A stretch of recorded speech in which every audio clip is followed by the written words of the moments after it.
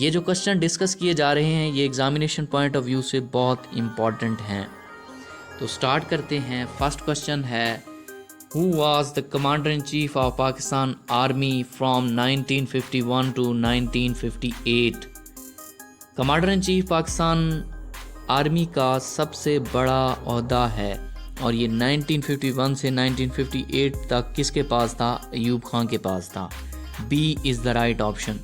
ये क्वेश्चन इस सेंस में भी आता है, who was the first Muslim commander in chief of Pakistan army, तो अयूब खान आएगा।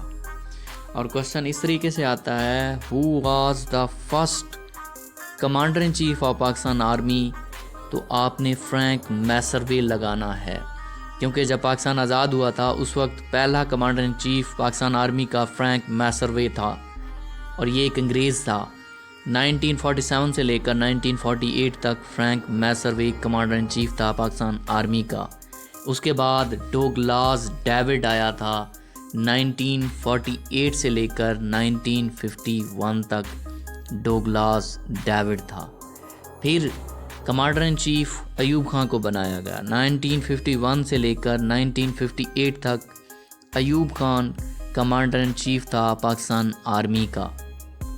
फिर 1958 से लेकर 1966 तक मूसा खान था commander in chief Pakistan army का और ये इसका लॉन्गेस्ट टेन्योर था। ये क्वेश्चन भी आता है कि who was the longest serving commander in chief of Pakistan army, तो आपने मूसा खान लगाना है। 1958 से लेकर 1966 तक इसका टेन्योर था। उसके बाद 1966 से लेकर 1971 तक याहिया खान था कमांडर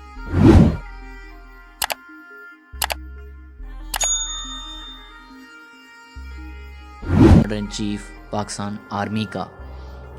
फिर आखिरी commander in chief Pakistan army का गुल हसन खान था 1971 से लेकर 1972 तक। 3 मार्च 1972 को ये टाइटल चेंज कर दिया गया।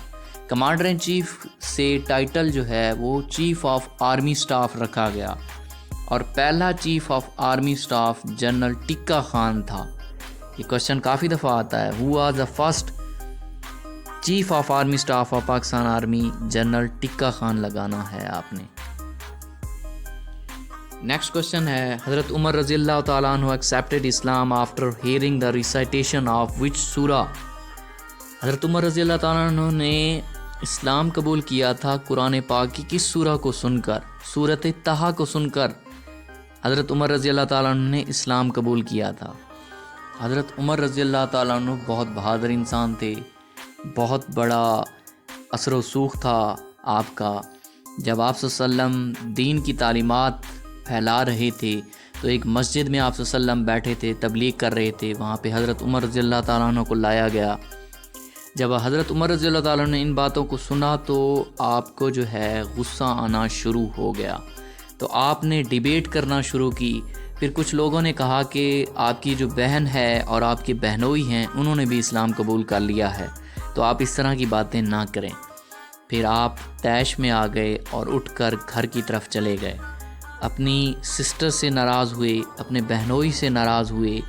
फिर आपकी सिस्टर जिनका नाम फ़ातिमा बिन्त खिताब था, उन्होंने सूरत तहा की रिसाइटेशन की, तिलावत की और इसे सुनकर हज़रत उमर रज़ियल्लाहु ताला अन्हु ने इस्लाम कबूल कर लिया था।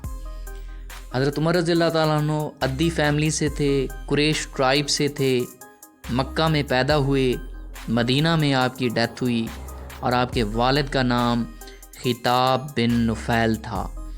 आप 10 साल के लिए खलीफा भी रहे 634 से लेकर 644 तक और आपको एक पर्शियन स्लेव ने शहीद किया था जिनका नाम अबू फिरोज़ लूलू था। नेक्स्ट क्वेश्चन है, who among the following is a current CEO of Google. CEO means chief executive officer of Google. Chief executive officer Sundar Pichai हैं। B is the right option. 2015 में सुंदर पिचाई जो कि इंडिया से बिलोंग करते हैं, इंडिया में पैदा हुए, अमेरिका में शिफ्ट हुए, अमेरिका की नेशनैलिटी है इनके पास अब। तो इनको 2015 में चीफ एग्जीक्यूटिव ऑफिसर लगाया गया था गूगल का। अब क्वेश्चन ये भी आता है, गूगल कब फाउंड हुई? गूगल सितंबर 1998 में फाउंड हुई। ये एक मल्टीनेशनल कंपनी है और ये एक सर्च इंजन है जो कि बहुत फेमस है। इसका बेस्ड कहाँ पे है, हेडक्वार्टर कहाँ पे है, कहाँ पे फाउंड की जाती है? ये कैलिफोर्निया में है, जो कि अमेरिका की एक रियासत है। आबादी के लिहाज से अमेरिका की सबसे बड़ी रियासत है, यूएसए में है, कैलिफोर्निया में है बेस्ड गूगल। और इसको फाउंड किसने किया था? लैरी पेज और सर्जरी ब्रिन ने।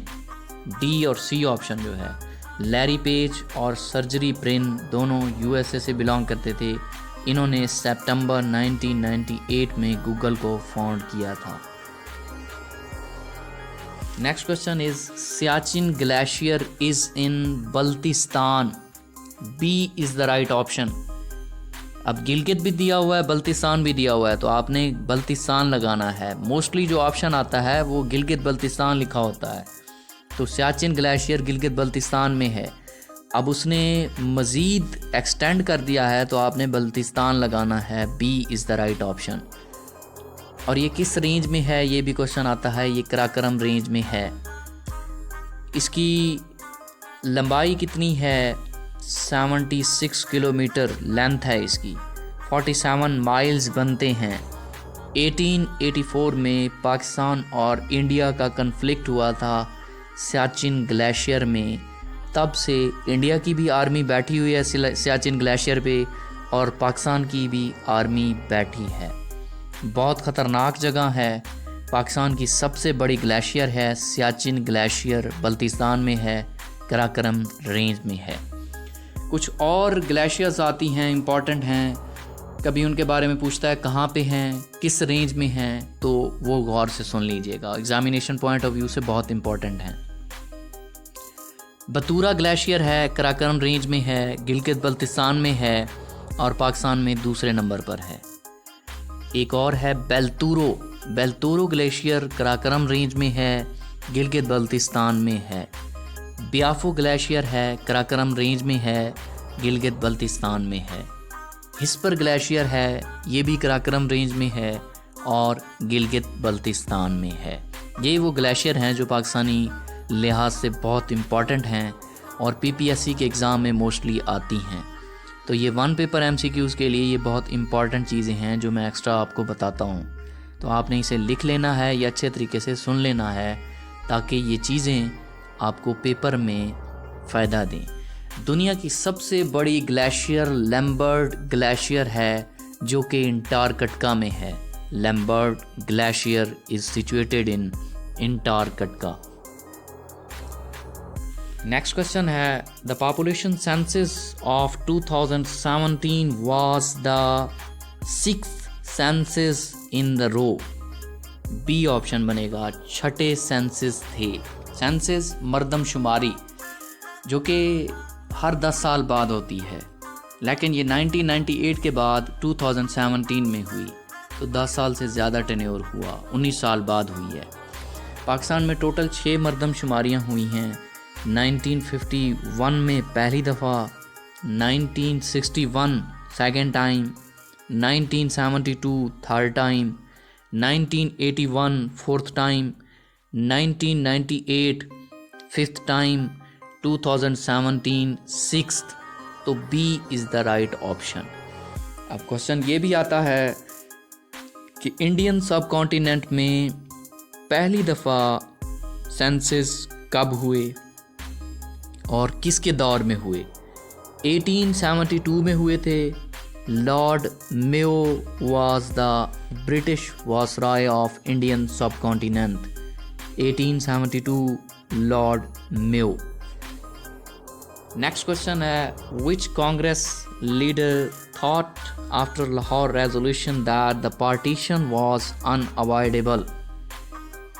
कौन सा कांग्रेस लीडर था कांग्रेस पार्टी का जिसने ये कहा कि जो लाहौर रेजोल्यूशन है, पाकिस्तान रेजोल्यूशन है, इसके बाद उसने कहा था कि पार्टीशन अनअवॉइडेबल है। अनअवॉइडेबल मीन्स अटल है, जिससे बचना मुश्किल है, नामुमकिन है। राजा गोपाल आचार्य ने कहा था। B is the right option.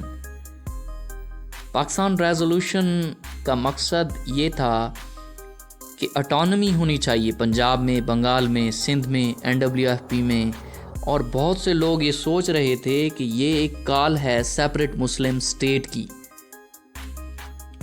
एक अलहदा से मुल्क लेना चाह रहे थे मुसलमान, इसलिए लाहौर रेजोल्यूशन को पाकिस्तान रेजोल्यूशन भी कहा जाता है।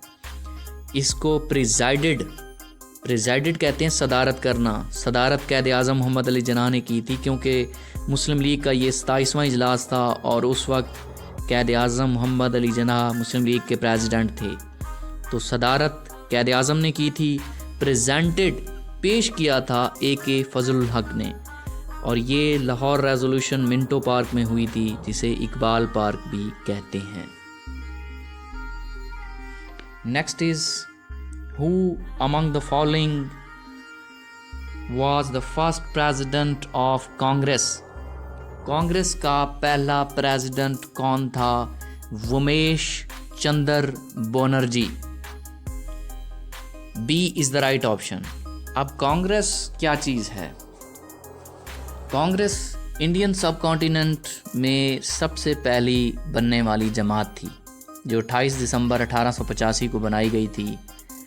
इसकी जो फाउंड हुई थी वो बम्बई में हुई थी, और इसका जो हेडक्वार्टर है वो न्यू दिल्ली में है। इसे फाउंड किया था A.U. ह्यूम ने, जो कि एक सिविल सर्वेंट थे ब्रिटिश आर्मी में।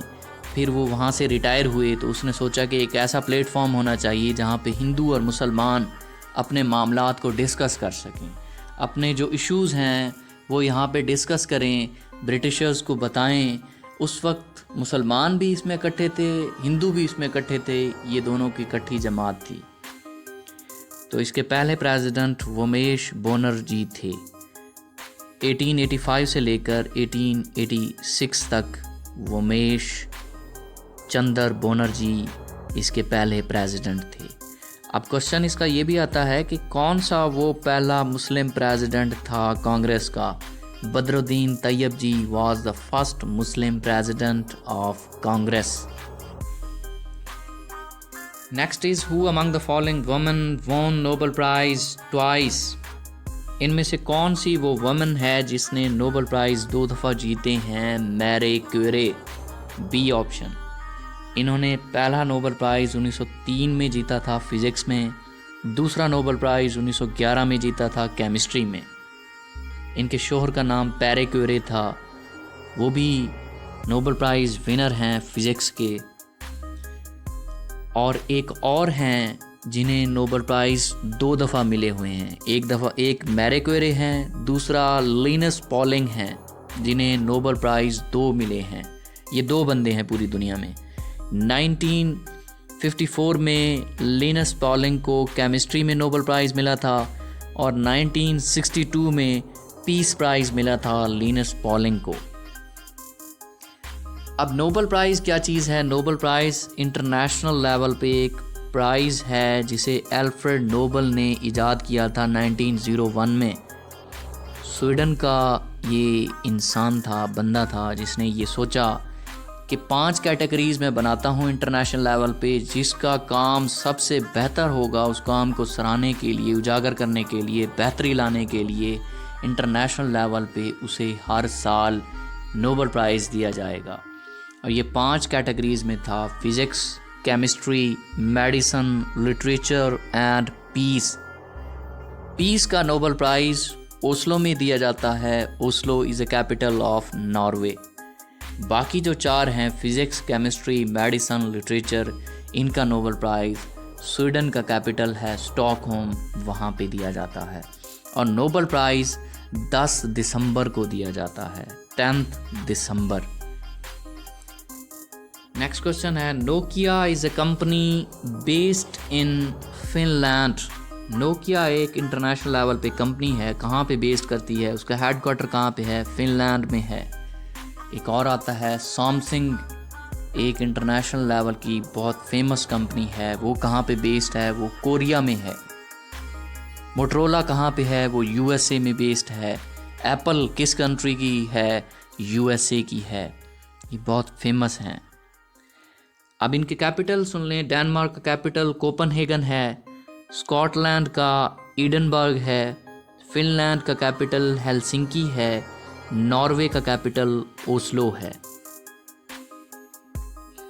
Next question is, according to legal framework order, first general election of Pakistan were held in 1970.